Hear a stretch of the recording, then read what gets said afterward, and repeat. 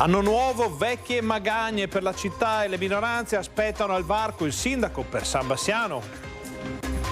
Incendio nella notte tra Rosà e Cassola, una vecchia casa adibita a ricovero è andata completamente distrutta. A 3 mesi dall'esplosione costata la vita a Luigi Rossato, riapre a doppio senso via Ec a Gallio. Rubo un veicolo a Borso del Grappa, viene arrestato a Montecchio dopo un furioso inseguimento. Scontro in rotatoria, auto contro furgone, mezzi distrutti, una donna finisce in ospedale. Boom di turisti in altopiano, Asiago presa d'assalto per le feste, pienone da Natale e tanta neve.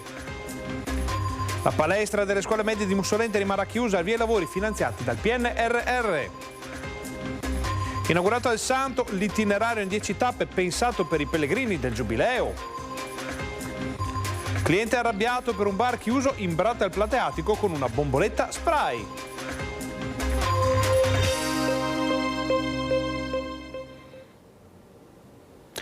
Buonasera e benvenuti al TG Bassano. Se la fine dell'anno è tempo di bilanci, l'inizio dell'anno è il momento per capire che cosa si vuol fare, che strada intraprendere. Però ormai da qualche anno, quando è l'inizio di gennaio, vi raccontiamo più o meno le stesse cose, le stesse magagne, gli stessi problemi, le stesse incompiute, e però quest'anno c'è qualcosa di diverso. Sentite. Nuovo anno, vecchia lista della spesa per Bassano del Grappa, promesse già sentite, priorità che erano tali già mezzo decennio fa e progetti che dovevano cambiare il volto alla città e che invece sono finiti nel cestino. Le grandi questioni bassanesi sono rimaste ancora lì sul piatto. Finora abbiamo sentito parecchi annunci, però non si è mosso di concreto nulla. La lista è più o meno quella degli ultimi anni, con un po' di nuove incompiute che, già detta così, fa sorridere, che si sono accumulate durante il mandato di Elena Pavan. Sul piano Mar non ci sono novità dal punto di vista della viabilità. Il buco del Santa Chiara rimane un buco, è stato accantonato il Genius Center e questa è una cosa positiva. Noi l'avevamo detto molto tempo prima che era completamente irrealizzabile quel piano, però l'alternativa ancora non si vede. Sull'impianto di risalita di Prato Santa Caterina la palla è stata buttata in avanti, non si sa bene in quale anno si comincerà a fare qualche cosa. Rimane l'esigenza di un teatro in città, di un teatro importante, e ancora l'amministrazione non ha deciso su quale ipotesi puntare. A questa lista già piuttosto abbondante si aggiunge il rebus delle scuole, a partire da un istituto in particolare. Il ritorno al punto di partenza sulla nuova scuola Canova, quindi sulla scuola primaria di Santa Croce dell'area sud di Bassano, in cui è stata decretata la perdita del finanziamento ottenuto anni fa e quindi anche lì bisogna ricominciare da capo. Su tutto grava il treno del PNRR, che è passato e non ritorna più. Abbiamo perso il treno del PNRR perché non molto è stato preso da Bassano rispetto a quello che altri comuni anche molto più piccoli sono stati in grado di portare a casa. Per cui c'è un problema di finanziamento di grandi opere o di cambiamenti significativi della città. Le minoranze aspettano finco al varco, ma non si può certo parlare di un'imboscata. Già, perché il primo check, come si suol dire, ha anche una data e un'ora. 19 gennaio, San Bassiano, primo discorso da primo cittadino del nuovo sindaco di Bassano. Ci attendiamo per il San Bassiano, a cui ormai non mancano moltissimi giorni, non più i soliti annunci, ma qualche mattone di concretezza rispetto alle cose più importanti che la città attende da molto molto tempo. Insomma, più di qualcuno è curioso di vedere se con Finco cambierà la musica, mentre per qualcun altro non sarà altro che una canzone già sentita, tipo questa.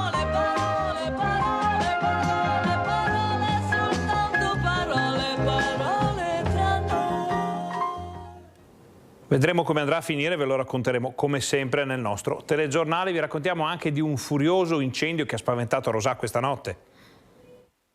Notte di fiamme e paura in via Martiri di Marzabotto, strada divisa tra Rosà e Cassola, dove un rogo ha praticamente distrutto una casa attualmente adibita a magazzino. Sono stati i vicini, svegliati dal fuoco e dal rumore del tetto che stava crollando, a dare l'allarme e chiamare i vigili del fuoco. L'abitazione, all'arrivo della prima squadra accorsa dal vicino distaccamento di Bassano del Grappa, era completamente avvolta dalle fiamme. In supporto anche le squadre dei vigili del fuoco di Vicenza e i volontari di Tiene, per un totale di 3 autopompe, 3 autobotti, l'autoscala e 15 operatori. Le squadre hanno iniziato le operazioni di spegnimento, riuscendo a evitare che il rogo si estendesse ad una casa attigua, per fortuna solo sfiorata dalle fiamme. Una situazione difficile proprio per la presenza di numerose abitazioni a poca distanza.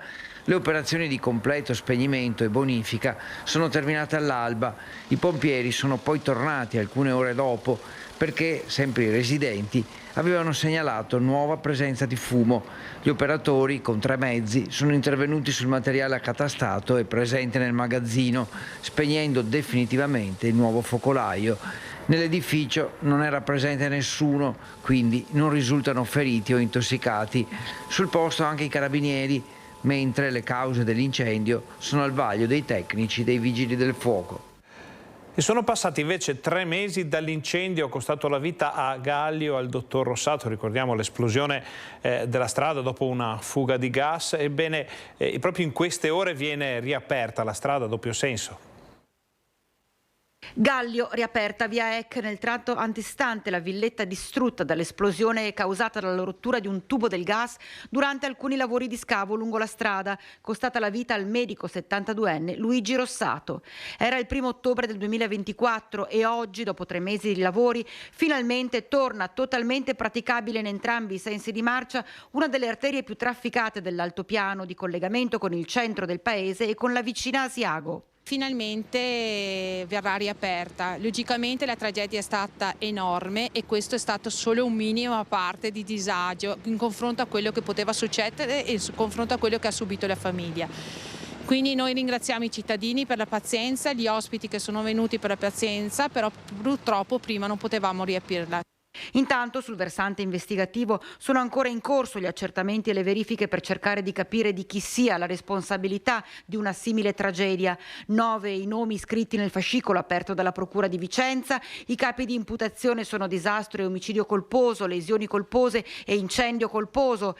E se via Eck riapre finalmente, chiudendo una parte di quella terribile vicenda, resta tutto un dolore che ha lacerato una famiglia e un'intera comunità. Certo è che resta una ferita nel paese. Una ferita grande, una ferita per tutti, ma soprattutto per la famiglia.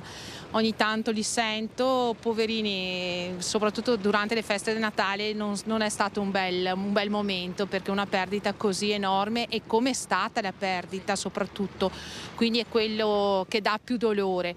Sin da subito ha dichiarato una cosa, ovvero io sono orgogliosa dei miei cittadini, delle mie cittadine per come hanno affrontato questa situazione. E lo riaffermo e lo sottolineo proprio questo, perché si è avuta una comunità unita, non solo verso chi ha subito la perdita, verso i familiari, ma anche verso le persone che hanno lavorato.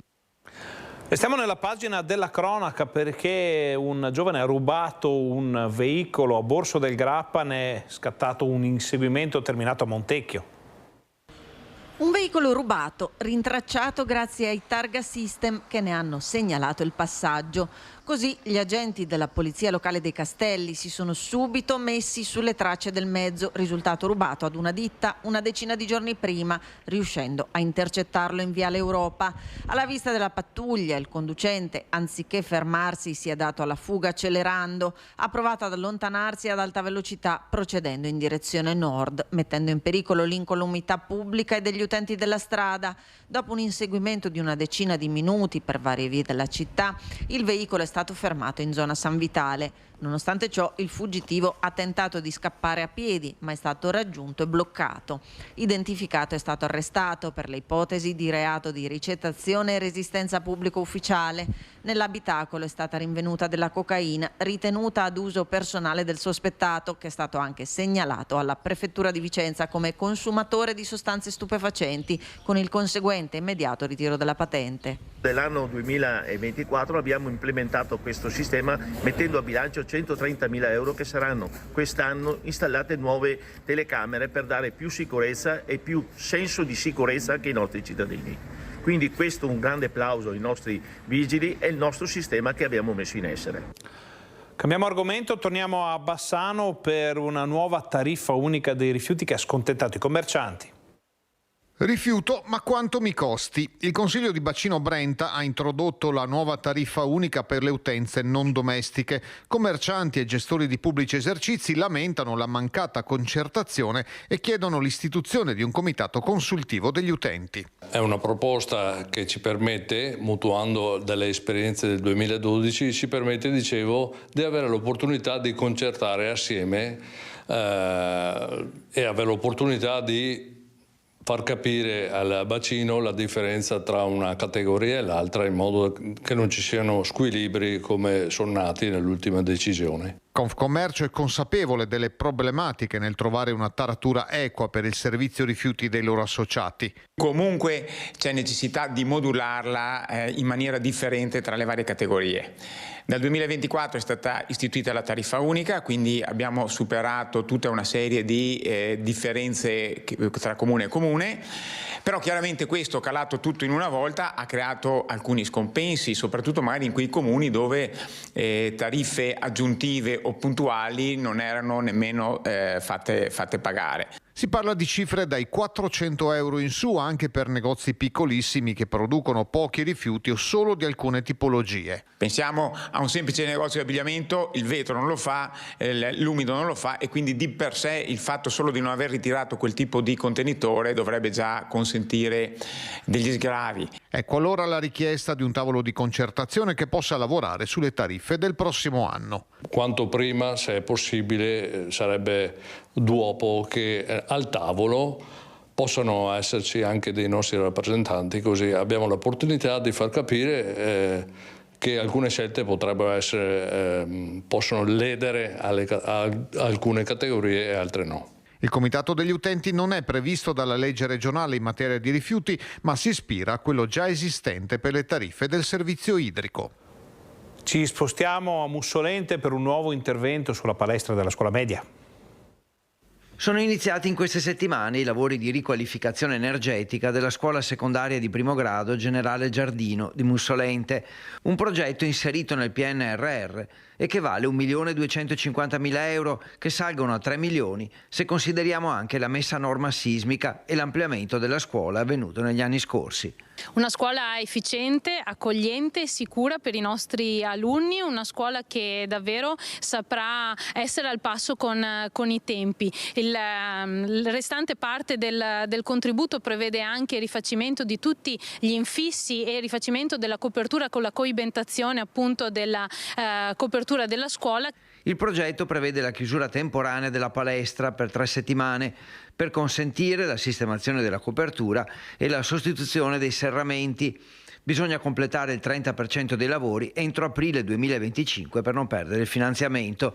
Ci saranno dunque nel mese di gennaio disagi per gli studenti e le associazioni sportive che usano l'impianto, ma l'amministrazione ha previsto contromisure. Per le società sportive, avvertite prima dell'inizio del cantiere, sono stati messi a disposizione gratuitamente altri spazi alternativi, tra cui le palestre delle scuole primarie di Mussolente e Casoni. Siamo incontrati con loro per studiare insomma come permettere a loro di andare avanti con le attività anche in queste 3 settimane di chiusura. Stessa cosa abbiamo fatto con la scuola che si è organizzata con attività di orienteering nel nostro parco della Vittoria e poi con delle lezioni in aula che mi hanno detto dovevano comunque svolgere. Torniamo in altopiano perché in questo periodo il comprensorio è letteralmente preso d'assalto dai turisti. Già dalla giornata del 26 dicembre sono iniziati gli arrivi che sono aumentati in modo graduale nei giorni successivi fino appunto a riempire le nostre piazze e la nostra intera città. Vacanze natalizie da incorniciare per la città di Asiago, in questi giorni letteralmente invasa dai turisti sia in centro che sui campi da sci. Nel nostro impianto sportivo del Caberlaba ci sono ben oltre 40 centimetri di neve che hanno permesso appunto ai nostri turisti, ai nostri cittadini di sciare per tutto il periodo invernale, ma non solo, perché gli impianti del golf sono stati anch'essi battuti perfettamente, quindi anche chi vuole praticare fondo ha potuto farlo. Ecco, e qui in centro insomma le casette, i mercatini che hanno riscosso enorme successo.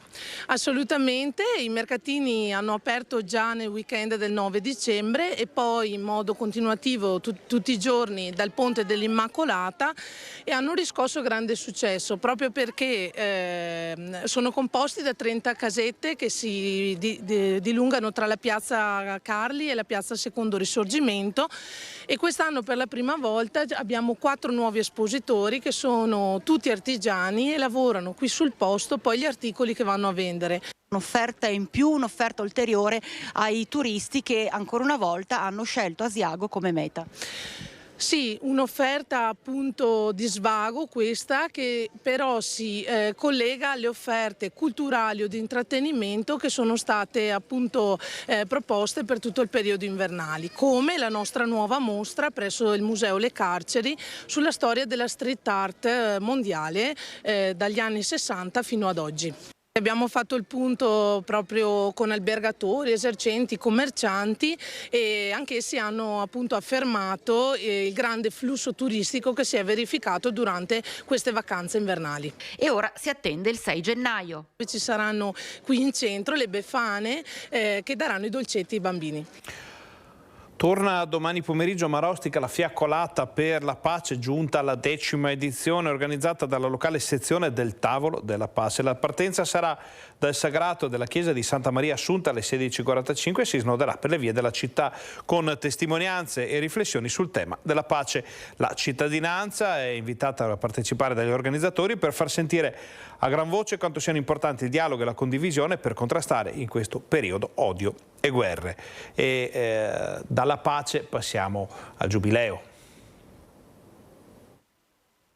Questo pellegrinaggio che ci farà sostare in alcuni punti molto significativi proprio per pregare con le parole di Sant'Antonio. Si è aperto ufficialmente con l'anno nuovo il cammino del Giubileo nella Basilica di Sant'Antonio. Il canto del Veni Creator ha accompagnato padre Antonio Ramina nell'itinerario che la comunità dei frati ha proposto ai pellegrini che entreranno in Basilica in questo anno di grazia. Sono 10 le tappe dedicate a tutti i fedeli che partiranno dal cuore della Basilica, l'Arca del Santo. Raccoglimento in preghiera attraverso una guida stampata in 7 lingue che il rettore della Basilica ha annunciato e spiegato al termine della messa solenne celebrata il 1° gennaio. La guida sarà disponibile gratuitamente all'ingresso del santuario durante l'anno santo.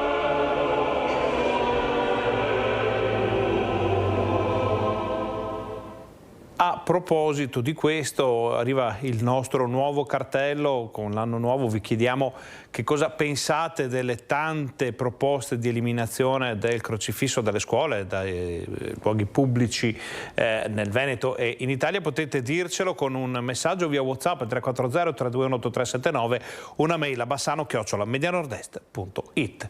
E ora vediamo tutte le altre notizie dal territorio.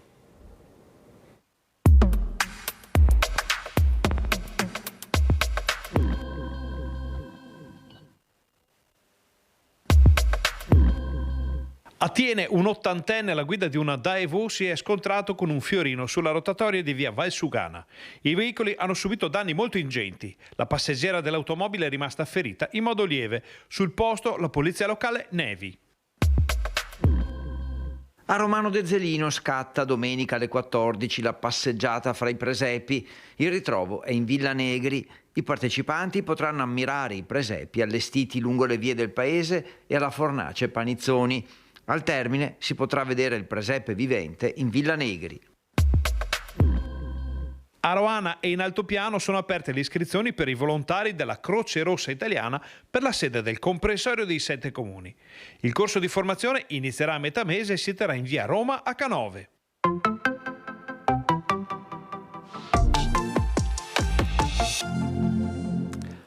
Andiamo nell'Alta Padovana, dove un giovane, trovando il bar chiuso, pensa bene di utilizzare una bomboletta spray per sporcare il plateatico.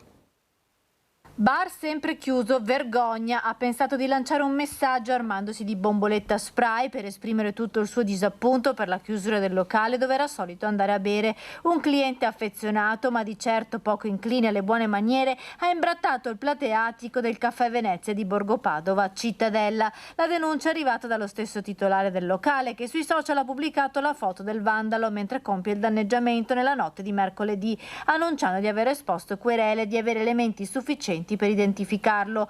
Il vandalo potrebbe proprio essere incastrato dalle immagini riprese dalle telecamere di sorveglianza del plateatico del bar. Torna la rubrica dei vostri presepi, vediamone alcuni.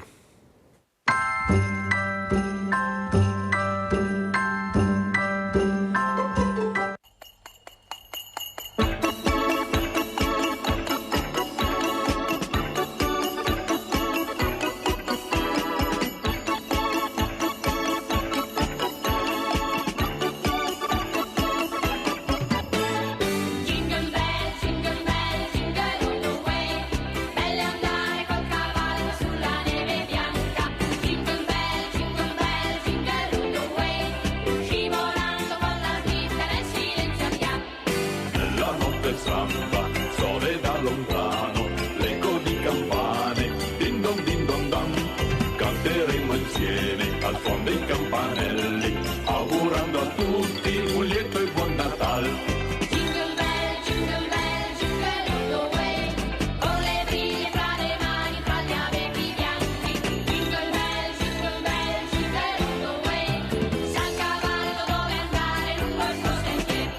Jingle bell, jingle all the way, belle andare col cavallo sulla neve bianca. Jingle bell, all the way, scivolando con la slitta nel silenzio andiamo. Nella notte santa suona da lontano, l'eco di campane, din don dan. Canteremo insieme al suon dei campanelli, augurando a tutti un lieto e buon Natale. Jingle bell, all the way. Jingle bell, all the way. Nella notte santa, sole da lontano, l'eco di campane, din don dan, canteremo insieme al suon dei campanelli, augurando a tutti un lieto e buon Natale. Jingle bell, all the way, con le briglie fra le mani, fra gli abeti bianchi. Jingle bell, all the way, sa il cavallo dove andare lungo il suo sentiero. Jingle bell, all the way, belle andare col cavallo sulla neve bianca. Jingle bell, all the way, scivolando con la slitta nel silenzio andiamo. Jingle bell, all the way. Prima di lasciarvi una notizia appena arrivata in redazione, uno scontro frontale tra due auto nel tardo pomeriggio di oggi lungo la regionale 308 nel territorio comunale di Loreggia. 5 persone sono rimaste ferite, di cui 2 che occupavano una Renault Captur sono in gravi condizioni. Il conducente è stato estratto dall'abitacolo dai vigili del fuoco di Cittadella, mentre la passeggera è stata elitrasportata all'ospedale di Padova. In ospedale anche gli occupanti dell'altro veicolo, padre, madre e un ragazzino, rilievi da parte della polizia locale. Alle 21:15 il nostro direttore Luigi Bacciali avrà come ospite una puntata molto interessante di Focus: Paolo Bonafè, Fabio Bui, Cesare Busetto, Alberto Ferri, Morena Martini e Luigi Susin. Questa era l'ultima notizia del nostro telegiornale, vi ringraziamo per essere stati con noi, vi auguriamo una buona serata, vi lasciamo al meteo, ma prima ai vostri SMS.